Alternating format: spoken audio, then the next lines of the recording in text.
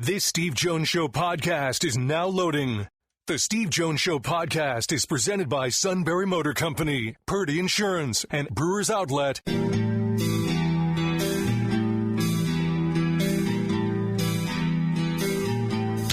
Bringing you an in-depth look at Penn State sports and more. This is the Steve Jones Show on News Radio 1070 WKOK. The Steve Jones Show is presented by Brewers Outlet, Sunbury Motor Company, and Purdy Insurance. Now, from the Sunbury Motors Studio, here's Steve Jones. Half hour brought to you by Sunbury Motors, 4th Street in Sunbury. Sunbury Motors Kia, routes 11 and 15 in Hummels Wharf, and online at sunburymotors.com. Ford, Kia, Hyundai, the best in new inventory.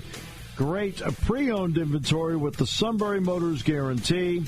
They go over each vehicle on the lot, makes the buying experience easier, and a great service department. Whether it's quick lane inspections, routine, difficult, it's all at Sunbury Motors, 4th Street in Sunbury. Sunbury Motors Kia, routes 11 and 15 in Hummels Wharf, and online at sunburymotors.com. Recently celebrated a birthday. We wish him happy birthday, and great to have him back on the show from On3.com and also from Blue White Illustrated, Thomas Frank Carr. Frank, how are you? I'm good. Thank you very much, Steve. How are you doing? Doing great. Okay, so I want to talk about the young players first, because there are certain players that will get the green light starting tomorrow, like a Chaz Coleman, a Darius Dixon, looks like a Kobe Howard will as well. When you've had those opportunities to see them in the practice field, what have you thought of each? So let's start with Chaz Coleman, because that's who everybody wants to talk about this week. James Franklin talking about, how much he's going to play and just kind of how much of a surprise he's been since getting on campus. And I think that's the right way to phrase it, because he's so athletic. And his applying that was always the question. But he's done a great job of playing with effort, with intensity. And anytime that I've gotten to see him, I've been spending a lot of time with the offense, but every time I see him mostly winning reps or doing things that are really impressive. Even in the run game, which I thought was going to be kind of a struggle for him, because that's not, you don't play the run with as much instinct as you do rushing the passer. That usually takes more discipline, time on task, focusing on being, good with your hands, understanding the body positioning, all those things. But, seeing him go up against tight ends and some of the offensive linemen, I've been really impressed. Not to say that he's going to be great in all these situations. We're going to get to see everything, warts and all, which I would encourage fans in these situations. Remember, this guy's been doing this on the college level since May. So still very new at this. Darius Dixon, on the other hand, he's been here since January, and anytime I've seen him make plays, he's been making plays. He's been out there. And I think his football intelligence that you saw in high school translated really well to this defense. I was really impressed with him in the blue-white game, making a lot of plays at the catch point, which is hard to do when you're a young player. Just the confidence he had when he saw something to attack it was impressive. I know he stood out to the coaching staff and stood out to people, that were following along with our coverage of Blue White Illustrated. And then I think everyone's favorite freshman darling wide receiver, Kobe Howard, he's just so good at route running. He's a really explosively fluid mover. And he, for being 5'11", which, isn't short, isn't tall, he can get in and out of his breaks so well, but he's big enough that you feel like he has a presence out on the football field. So, those are the three guys in kind of a thumbnail of what they've looked like this offseason.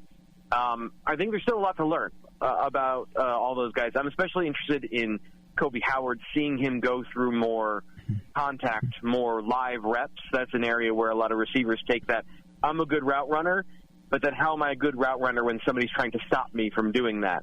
I'll be interested to see how that goes in the first month of the season.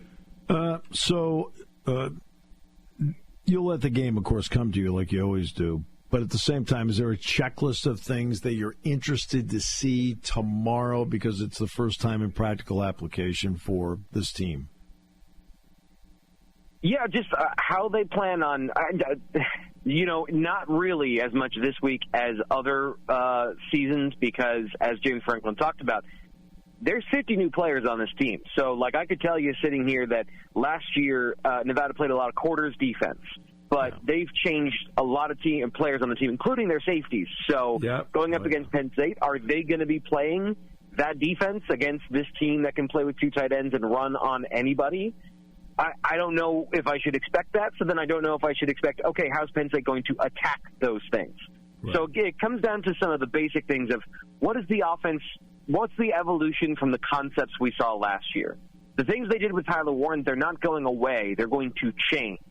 And it doesn't even mean that you're going to directly replace Tyler Warren, but the idea and the spirit of what you're doing, you're going to adapt to the players this year. So quarterback run game, that's a big part of that. How are they going to fill in that role? Is it going to be more wildcat? Are they going to put more on Drew Aller to run? How are they going to use the tight ends in some of these more creative situations? Those are the things that I'm interested in learning about from this team this year in this first month of the season.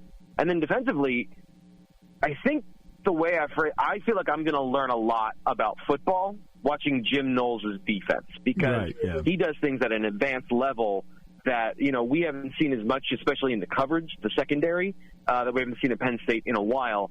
So those are some of the things where, for me on the film side of things, like I'm going to have a crash course in how all these things apply to the Penn State football team with that side of the ball. So I guess for me, that's kind of a baseline of what I'm looking for from the big picture stuff on offense and defense. Yeah, because Penn State's been mostly a man coverage team for years.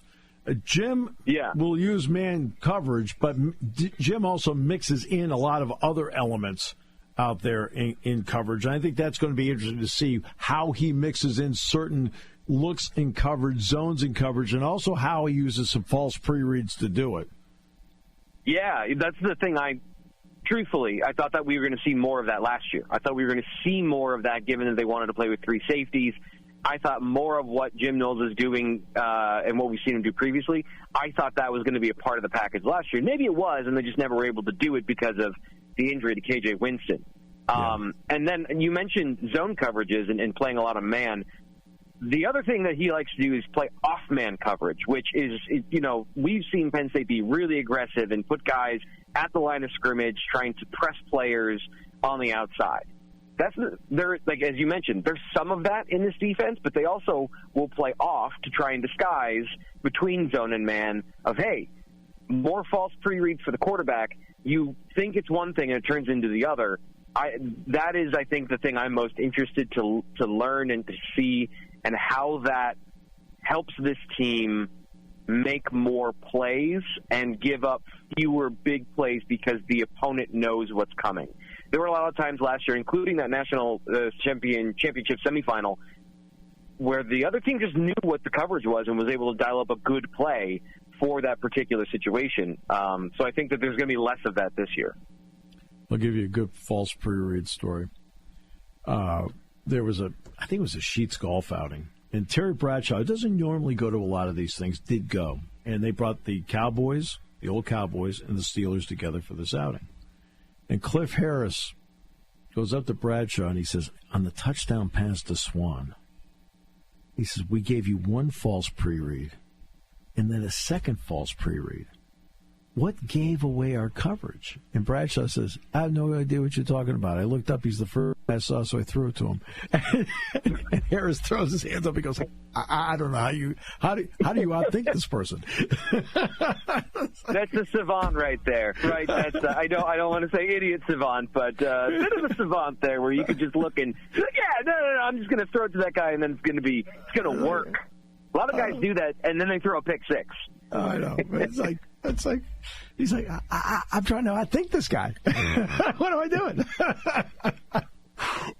Drew Aller, first time out with the three new wides. Just your thoughts on what you might be looking for. I want to see him be comfortable. I want to see him be calm, comfortable, and slinging around the yard when he's asked to do that. I don't think there's anything special. These guys are there. To me, and I've been preaching this all off season, the goal should just be operate the offense, and he'll find the guy who's open. Yeah. And those three guys should be better at getting open consistently. And so there may not be anything flashy or different. They just make more completions. And then I guess kind of the subtext of that is, how are they, going back to the whole Tyler Warren thing, how are they re-engineering some of those plays? I pointed out, I think back in February or March, one of the ways to be more explosive that you don't have to change anything is if you're going to run an RPO, which is the offense is running the ball unless the quarterback sees something he likes and he can pull and throw it to a receiver who's running around. So basically it's a two-man pass concept between the quarterback and one or two wide receivers. All those went to Tyler Warren, which if he averages 10 yards on an RPO, that's great. That's a free first down. On average, receivers get 15, right? So then now you are getting into an explosive play. That's the point of an RPO, is to create the opportunity for a one-on-one situation where if you break a tackle or even if you just get the space you're looking for, Nick Singleton and Catron Allen have such a gravitational force that if you put a receiver out there, there's a likelier chance that one of those guys is going to get a bigger play because they run a 4-4. Even if the difference between Tyler Warren and a slow wide receiver is not massive, it is still there. So, some of those things, some of those catch and run situations, I think that's something I'm interested to see. Andy Kotelnicki hinted that there was going to be more of that in the offense, screens, RPOs, bubbles, things like that. I'm wondering what we're going to see from the offense in that perspective as a couple of ways, like we said, just taking what you did last year, but doing it more efficiently with players that might be better suited for those tasks. The usage of Catron Allen, who's now at 219, and Nicholas Singleton in the pass game. We know what the run game is, but just the mere usage of them in the pass game and not just as checkdowns, how important can they be moving forward? So it's interesting. That was what Nick Singleton did last year, and I don't know because he already saw, I think it was the second or the third most first-read targets of any running back in college football last year. So they were aggressive in getting him the ball last year. I think the difference is going to be the amount of space you can create because you have other threats. So it's, talking about those receivers and how much hinges on them being good. Not even elite, just good. A lot of the things they wanted to do last year with Singleton, I think that incorporates into, an efficiency increase from that. But, Andy Kotelnicki, I think, knows his running backs better. He knows his offense better this year. So getting those guys downfield, maybe you line one of them up in the slot. A lot of what Singleton did last year was kind of lateral. They would use him as a jet sweep guy, that pop pass in the back of the field where the quarterback just kind of hands it off. Getting him downfield more, they did that a good bit last year. I think wheel routes, singling him on a linebacker, those are going to be some big things. And I know that we probably talked about this, Steve, but the fact that we're talking about Nick Singleton that way, when I know you saw this more than I did, watching him try to catch the ball as a freshman kind of hurt me inside. And just it's impressive how much he's developed in that area over the last 4 years. Yeah, he was what I called a body catcher, where the body is the third hand. Now he has the hands out like he's a wide receiver. Jim Knowles he's done installs at Duke, Oklahoma State, Ohio State.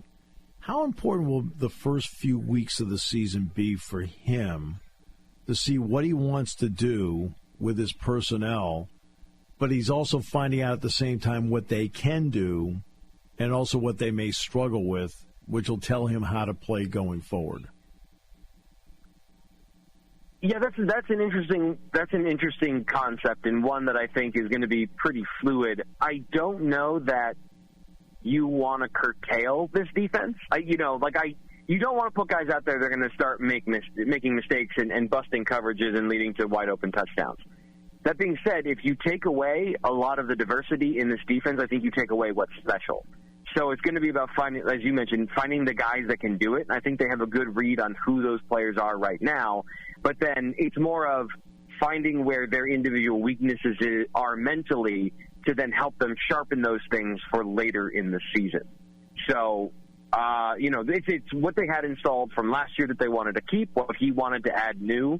I just personally watching his defense and get a very strong impression that it's not a – there may have been some overlap, but it's something that you take the defense. You don't take parts of it, because when you try to water something down like that, it stops being unique.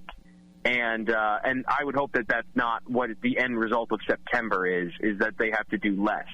You have to find the guys that can do all of those things to make sure that you're at full steam ahead for the whiteout against Oregon. And I think they can do that. You see the veterans they have, the corners especially. You're bringing back a lot of experience there. And then you got Zachy Wheatley. And I'm very excited to see how Antoine Belgrave-Shorter handles all of this, because he was super physical in the blue-white game, watching him in spring. I didn't expect that, though, for him to come out and win that job opposite of Zachy Wheatley. That's going to be really interesting to see how those three other safeties are able to absorb all the information and then play in a defense that's going to ask them to do a lot of different things. So, it's I'm hoping just for the process that we get to see good results and not what you're talking. What I don't think that's necessarily what you meant of like curtailing the defense. No. Hopefully that's not the case of what has to eventually happen. In other words, my point is, you go through the first few games and now you play to the strengths of the people that have, because they've shown you in the game what that strength happens to be. That's what I'm talking about. Oh yeah. Well, then it becomes which players are the guys that you're going to start building around, and you have. Yeah. Obviously, Denida and Sutton and Zane Duran up front. I'm really excited to see what they can do with Tony Rojas. I think he got a lot of unnecessary criticism. I understand the way he played last year, wasn't up to his standard or Penn State's standard. But playing through an injury the way he did and staying out there and being a viable starter who was not awful, obviously did not play up to the standard he wanted. But now that he's healthy, I'm excited to see what an elite athlete at linebacker. I think he's the best pure linebacker. And I know this is funny saying Micah Parsons just signed a massive deal. Micah Parsons is a defensive end. Abdul Carter is a defensive end. Tony Rojas is going to play linebacker in the NFL. I want to see what the best example of like a pure coverage player, run defender is going to be in a defense that can be creative with its blitzes and putting guys in position to make big plays. So I think we all know the names there. It's just, as you mentioned, how they are going to use those guys to generate turnovers, stops, etc. And Rojas is one that I'm interested to see how much they're able to do with him right in the middle of the defense. My friend, it's for those who love football, it feels like Christmas Eve. All right, so thanks so much for your time. Always appreciate it. You do great work, my friend. Thank you very much. And if you want to have this conversation and yell at other people on Saturday during the game, BlueWhiteIllustrated.com. You can sign up now for $1, and we'll have premium content for you for a week, and then you can decide if you want to join us for the rest of the season. I would suggest that you do, because we've got a lot of exciting stuff on the way. And, Steve, appreciate you having me on. Thanks so much. All right. That's great. Yell about the game. That's why I said to Governor Shapiro, I said, you walk through the parking lot, you get feedback on what's going on in the state. I said, I get asked why they made that call on 4th down. That's what we were talking about earlier. And he says, I hear you, Steve. All right. This half hour brought to you by our good friends at Sunbury Motors, 4th Street in Sunbury. Sunbury Motors Kia, routes 11 and 15 in Hummels Wharf, and online at sunburymotors.com and News Radio 1070 WKOK. What does every USAA member have in common? Family. We're one big family who supports the military community and their eligible families. And if you, your parent, or spouse served, you could join our family and save big on auto insurance. Visit USAA.com/join today to check your eligibility. Membership eligibility and product restrictions apply and are subject to change. USAA means United Services Automobile Association and its affiliates, San Antonio, Texas. Hi, this is Season. For over 100 years, the Purdy Insurance Agency has been protecting families and businesses of the greater Susquehanna Valley and beyond. With the experience of our trained and knowledgeable staff, you can rest assured that your needs will be evaluated and met by some of the industry's best representatives. No matter what your insurance needs are, call Purdy Insurance today at 570-286-5855. Visit our website at purdyinsurance.com or check us out on Facebook to see what we can do for you. Nothing, nada, zilch. That's what you'll pay this summer to drive a brand new Kia from Sunbury Motors Kia. Wanna see you in a Kia. Sunbury Motors Kia.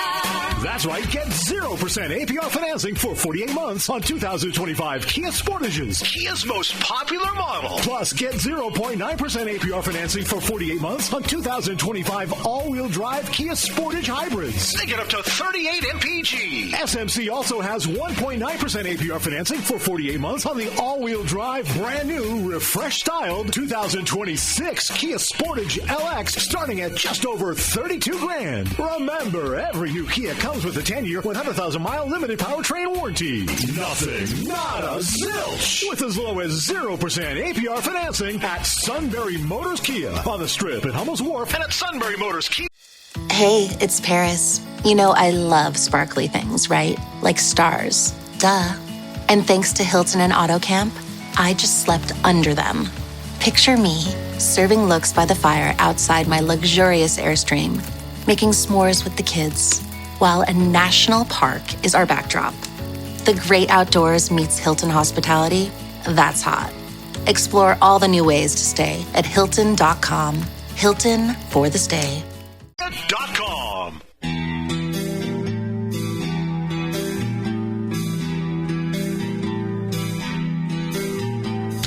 Bringing you an in-depth look at Penn State sports and more. This is the Steve Jones Show on News Radio 1070 WKOK. The Steve Jones Show is presented by Purdy Insurance, Brewers Outlet, and Sunbury Motor Company.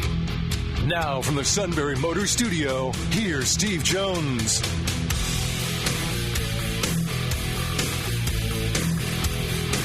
Half hour brought to you by our good friends at Brewers Outlet, Reagan Street in Sunbury, the beverage supermarket.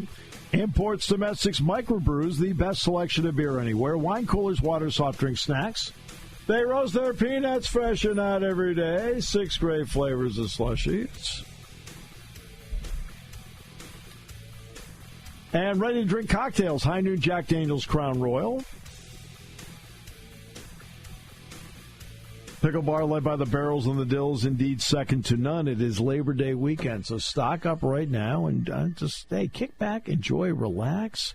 A lot of college football this weekend. It's high school football tonight. Shikellamy looks to make it 2 in a row. Selinsgrove looks to get back on track. Selinsgrove on Eagle 107 and Shikellamy on WKOK. So it's another big high school football night, and it's a beautiful, beautiful night. It may be the last weekend of August, but today feels like a weekend in October. Beautiful. Right? I mean, really. I mean, we were talking about this yesterday at practice, and we were saying, I was talking with Andy Mutnam, the trainer, and the two of us were just talking about, like, the first day at camp was like 95 degrees. I mean, it was really brutal. I mean, it was hot, and it was like, can't get enough fluids into you and so forth. I'm talking about the players. I mean, obviously we're watching, we're fine, but it was hot. And there were a few times during the preseason it was hot. But boy, the last week and a half, especially the last few days, it's felt like October. Really, the clean, crisp air. And I've talked about this many times. It's interesting.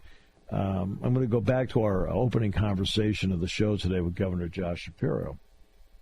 And this state is just absolutely beautiful. I've had the privilege of traveling to every corner of this state to speak to groups, from Erie to Scranton and the Poconos, to Allentown, to Philadelphia, to Harrisburg, to York, to Altoona, to Williamsport, the Northern Tier. I've gone up to Warren, Kane. I've gone down to the south. Gone over to Johnstown. I've gone down to Franklin County, all the way over to Pittsburgh and Newcastle. I mean, I've gone to every corner of this state. This state is absolutely beautiful. Absolutely beautiful, and the people are just incredible. And it's one of the when I talked with him earlier, remember I used the term with him, management by walking around. Todd, I was talking to him about because he's out there all the time. I'm not here, I'm just talking about two guys that were just talking about similar experiences. Here, this is not a political. I'm not being political in any way, shape, or form, please. and nor was he when he was on the show. But when you go around the state, you see a couple things. A, incredible beauty, and B, incredible people. This entire state is loaded with incredible people, and it's so beautiful to drive around the state and be around it. So now we get to a Friday night in the fall, and I know we're still technically in summer, but it feels like a fall day. This is one of those beautiful nights where you go over to see a Shikellamy play, to see a Selinsgrove play, to go see Danville, to go see Mount Carmel, to go see Mifflinburg, to go see Milton, whatever it happens to be, Lime Mountain, right? Midwest, doesn't matter, right? Where you get there and the band is there and the cheerleaders are there and the color guard is there and the teams are there, and it's a crisp night with great food, right at the concession stands. And you just get to enjoy a high school football game and watch your town or your region or your area play a game and have a good time at it. I love this. That's what I love about this time of the year. You got thousands of people who are going to be doing that tonight across the state, okay? And across our area, up and down District 4. And Todd, you get to do it. You see this all the time. You know exactly what I'm talking about. It makes the rest of the work worthwhile for that 2 hours. Doesn't it? Yeah. I mean, and especially on a night like tonight and last Friday night. I mean, it feels like fall. Yeah. Weather-wise. It's not that hot out. It's not humid or anything. The temperature's going to drop down into the low 60s tonight. I mean, during the games, it's going to go even lower than that. But this is gorgeous. And in a beautiful state that cherishes its Friday nights of high school football, where towns and areas come together to be at games, it's just the coolest thing. I mean, you don't get this in every state. You don't. I mean, look, I grew up in Connecticut. It wasn't like this. It wasn't like this. It was a revelation for me when I came here to go to school to see Friday nights like this, because in Connecticut it was Saturdays, right? You played on Saturday at 1 o'clock, and your Thanksgiving Day game was at 10 a.m. I mean, the Thanksgiving Day game was a cool thing, by the way, just so you know. But, yeah, we weren't playing Friday nights. I played one Friday night total, right, in high school. One. Okay? And it was cool. We felt like we were playing Monday Night Football. We're like, hey, this is great. We're under the lights. These kids get to do this all the time. And it's something every game they should cherish.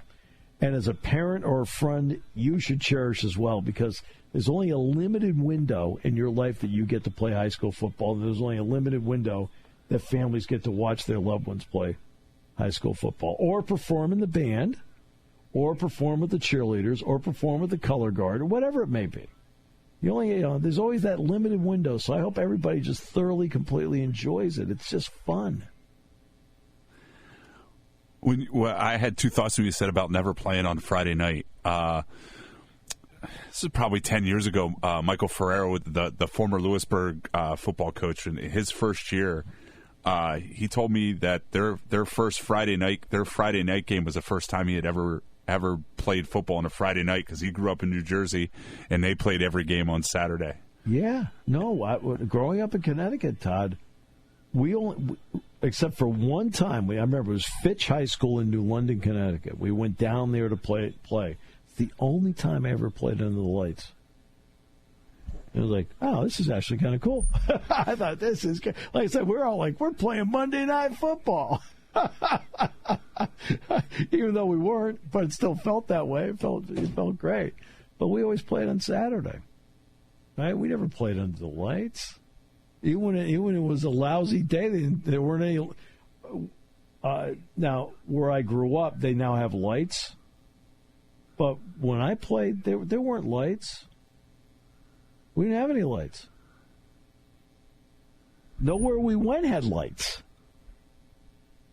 And then I come here, and I started doing State I games in 1980, and it was just the coolest thing. Friday night, big crowds, the passion in this state. I remember early in my career, I may have been 1981 maybe, State I did a game at Mount Carmel. And it was like, whoa. You go in there, and it's like the passion. You know what? That stadium hasn't changed a bit since you were there in 1981 either. I'm sure it hasn't. But it just made such an impression to me about how special it is here.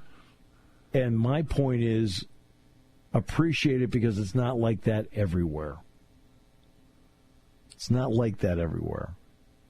And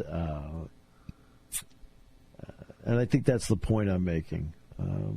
It's one of the many privileges of living here because look, we love our sports here. We love it. And Josh is right. It brings people together. I've always I don't know if you had a chance to watch the Roar Plus interview I did with LeVar Arrington. LeVar was the interviewer. It was the other way around. He was interviewing me. But you know how we do things. I always just have conversations with people. The governor and I just had a conversation. T. Frank and I just had a conversation, right?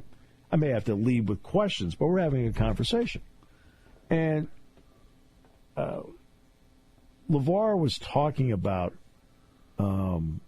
like his teammates, when he played, and a wide variety of names that he brought up. And I said, LeVar, that's what's great about sports. And I've talked in Joe Paterno. I talked with this Joe, and I talked about this with James Franklin. Right? It is amazing what a locker room does, and what a uniform where you're all playing for the same team. Where guess what? Nobody cares about a race. Nobody cares about what your religion is. All right? Okay? I've got your back. You've got my back. And it's amazing what locker rooms are like, which then leads to play on a field or a court or ice or whatever it happens to be. It's amazing. And then you translate it to the stands. Oh, sure, there may be that group of fans that are here to watch the other team. No, that's fine, because when Penn State goes on the road or high school teams go on the road, their fans go too, sure. But it's amazing you go into a stadium and the unity of supporting your team. I mean, sports does that for you. Now, it doesn't mean there aren't crazy things that are happening in sports. I mean, the governor is right. I mean, I wasn't going to keep him too long. I mean, it was just so everybody knows, when the interview ended, it was my choice to end the interview. The governor did not tell me that, hey, I only have X amount of time. I just thought, hey, look, there's a certain window here. He gave us his time. I appreciate it. Let's be smart and not abuse it. Okay? And, but it's amazing what sports can do like that. Now, it doesn't mean there's not craziness in it. He's right about there's certain things in college sports that have to happen. That's why I've talked about the issues. How many times on the show, Todd? 1,050 times here. We're going to make it 1,051. That they do need collective bargaining. They've got to work this out. They have to bring some structure and sanity to what is going on. And when we were in Pittsburgh a year ago, Jack Ham and I were speaking at the Duquesne Club. And I mentioned this, I think I mentioned this on the Wednesday show, but I'll reiterate it. And this guy brought up a year ago to us collective bargaining. And the two of us are like, well, I don't know. I mean, the two of us reacted that way. Well, guess what? I saw that same guy Tuesday, and I looked up. He looked up. He said, remember I brought up collective bargaining? And I looked at him and said, you were right. I said, our reaction was in the moment, but you were right. And I said, I completely agree with you now that you do need it, because, we could talk about like the Micah Parsons trade. All right. And you've got Jerry Jones trying to balance his cap and things like that, but there's collective bargaining as to how this is done. All right. So, I mean, he can wreck the team any way he wants. He's the owner. But what you have in college sports, and I never liked this attitude, when there was no playoff, how often did we hear, Todd, chaos is what makes college football so great? Regularly. Yeah. And I always thought to myself, are you people insane? I said, what are we talking about? It makes it great. Right? It needs structure. It needs some dependability. Let the games be unpredictable. Let the outcomes be unpredictable. But, fans thrive on structure. And remember, free agency back in the 70s was supposed to kill sports. Can't do that. You can't have free agency. Now it's a part of the fabric. Everybody accepts it. Okay, your contract runs out. You can negotiate with somebody else. Okay. All right. Team can't. Okay, the reserve clause went by the boards. Curt Flood fought that. Okay. Finally, it went by the boards. Right. Curt Flood's one of the most important American athletes in our history because he had the guts to fight it, and it helped every single athlete in the country today. Today. And if you recall correctly, he didn't win his case. Do you know that, Todd? He did not win the case. I do know that. Yeah. But because he fought it, it changed everything. And fans accept it and embrace it because there's structure to it as to what they're doing. There's structure. Well, college sports need structure. Okay? What's the cap? Okay? What are you allowed to do with NIL? Outside, getting outside cash. What are you allowed to do? Okay? What's the structure of the transfer portal? Not this throw darts at the board every 6 months and come up with a new plan. That's absurd. You need to have fans want structure. They want dependability. What does it mean? That's why you and I, whenever we've talked about solutions, all of our solutions surround structure. All of our solutions that we have talked about on the show surround structure. Okay? All right?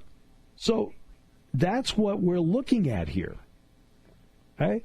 Is college sports needs some semblance of structure because that way the organizations, the athletes, and the fans could all depend on the structure of it. Right now, nobody knows what to depend on. It's frustrating. It's frustrating the players. It's frustrating the administration. And it's frustrating, and I can tell you as I travel around the state, it frustrates the fans.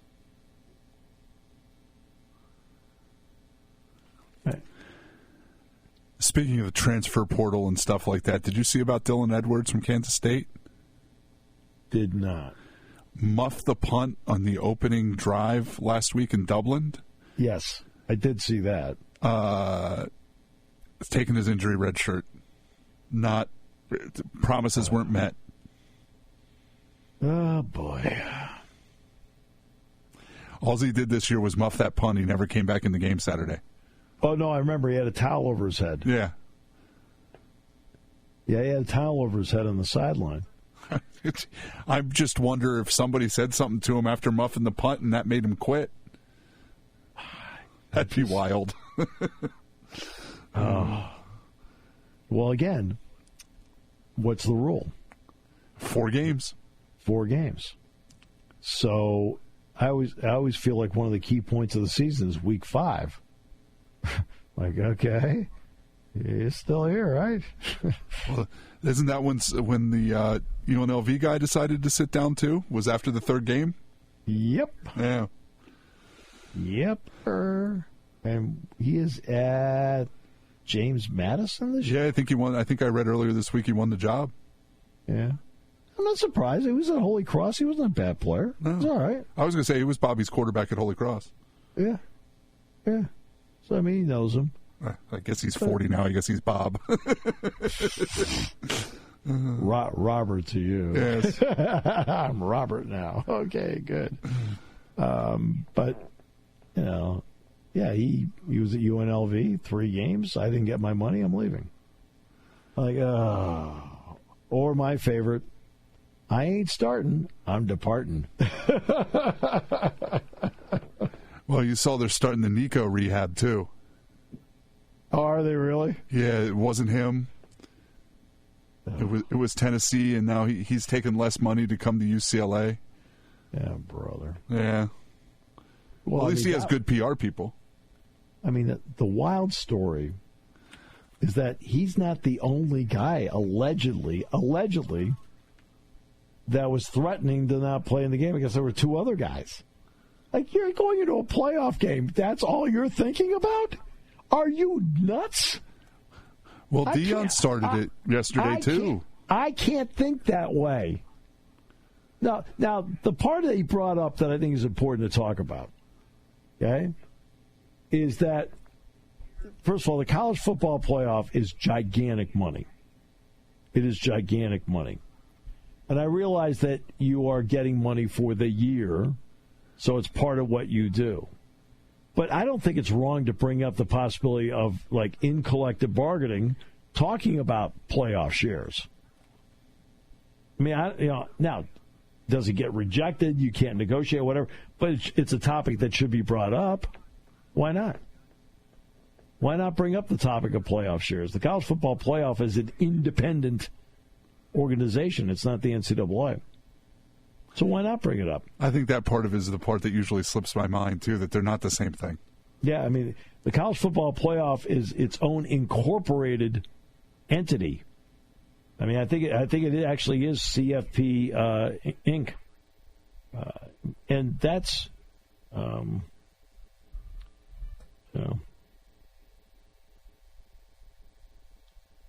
so that, I mean, I'm just looking for them to come up with structure, and I think you should have enough people that understand to do that. Now, the question is going to be, how many different entities do you have to negotiate with to make this happen? Because, for example, Penn State has 31 sports. So do you do it for all athletes? Do you have to do it for each sport? I don't know. But I think you've got to come up with something where the players, if you give them a say in what's going on, you have a better chance at structure because everybody agrees on what the structure is. Instead of then coming up with a plan and going, oh, my God, I think I'll sue.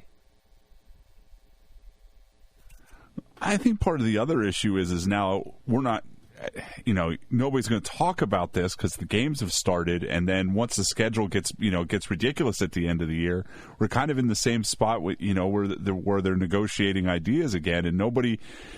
I mean, I know everybody's busy right now, but I think we need to. This still needs to stay in the forefront just to get this schedule solved. Well, of course, but that's the job of people who are not involved in games for them to do it. That's it's like, so let's talk about the NCAA. Well, they're not involved in games. Sit down and like come up, think outside the box. Come up with something. Look at what others have done. Maybe adopt what they're doing, but then put your own twist on it. Whatever. I mean, there's some people out there that have a lot more time than like we do or a coach does or anything like that. I mean, that way when the off season comes, you can come up with a plan because you've already started working out the details of the plan.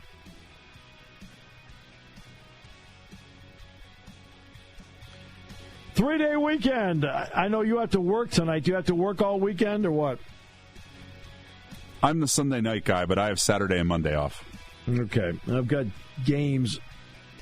Sunday's the only day I don't have a game. I do have a 1 o'clock game on Monday at Williamsport. It's the last week of the baseball season next week. I want to thank T. Frank Carr for being on the show today, and with gratitude, the Governor of the Commonwealth, Josh Shapiro, for joining us in the opening half hour. I thought that was a fun conversation.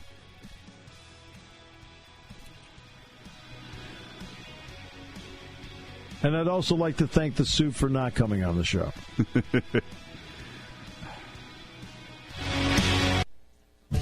Hi, this is Season. For over 100 years, the Purdy Insurance Agency has been protecting families and businesses of the greater Susquehanna Valley and beyond. With the experience of our trained and knowledgeable staff, you can rest assured that your needs will be evaluated and met by some of the industry's best representatives. No matter what your insurance needs are, call Purdy Insurance today at 570-286-5855. Visit our website at purdyinsurance.com or check us out on Facebook to see what we can do for you. Summer's winding down, but the deals are heating up at Sunbury Motors Ford on North 4th Street in Sunbury. Get back to to school in style. Save up to $6,800 on the fuel-efficient 2025 Ford Escape. Now priced as low as $24,975. Great for the morning carpool, but hurry, only a few left. Need more room for backpacks and gear? From 46 new Ford Explorers, slashed up to $6,200, starting at just $36,935. Or go big with America's favorite over 60 new 2025 Ford F-150s, discounted up to $13,000, now starting at $45,544. And yes, 0% financing is available on many models. Race in the fall at Sunbury Motors Ford, North 4th Street in Sunbury, or visit sunburymotors.com.